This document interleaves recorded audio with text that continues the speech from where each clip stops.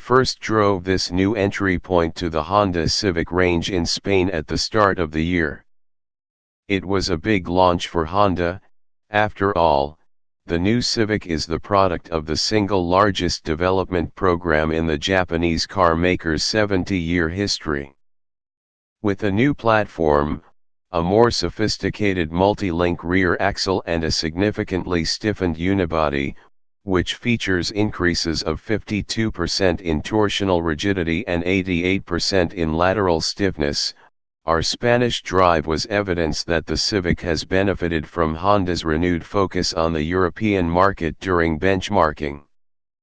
The Civic's engineering team wanted to get its family hatch to drive better, with greater comfort and more driver engagement than the immediate C-segment opposition.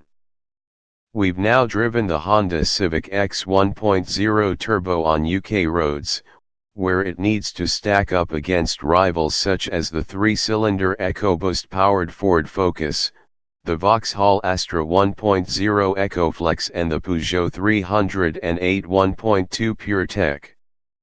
Motorists with a larger budget might also be interested in the Volkswagen Golf 1.0 TSI and Audi's A3.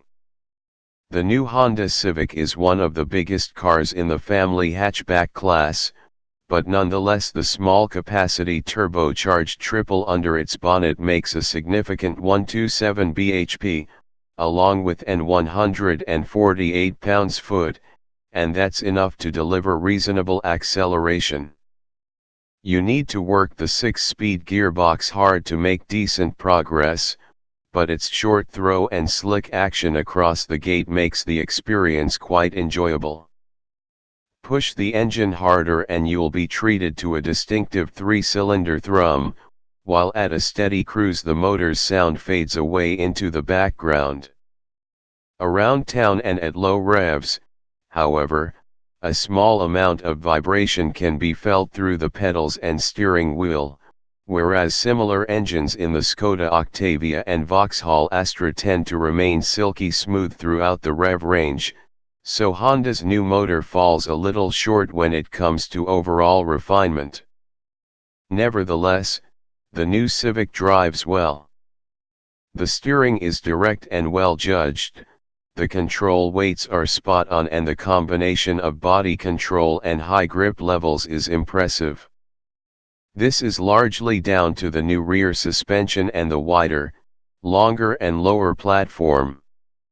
The car weighs in at a surprisingly portly 1,348 kilograms, but the Civic displays remarkable levels of composure on all but the most undulating B roads.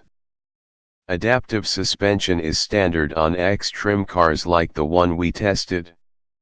If you leave the suspension in comfort mode, there's a pleasing compliance to how the car interacts with the road surface, and sudden inputs and imperfections do little to upset the balance of the chassis. Switching to dynamic is to the detriment of the ride, but not to the extent that the car feels fidgety or nervous. This new Civic's stability encourages you to push on and explore the limits of the chassis. However, once you reach those limits, it quickly becomes apparent that the longer and wider chassis has done little to liven up the Civic's rather staid front-wheel drive handling.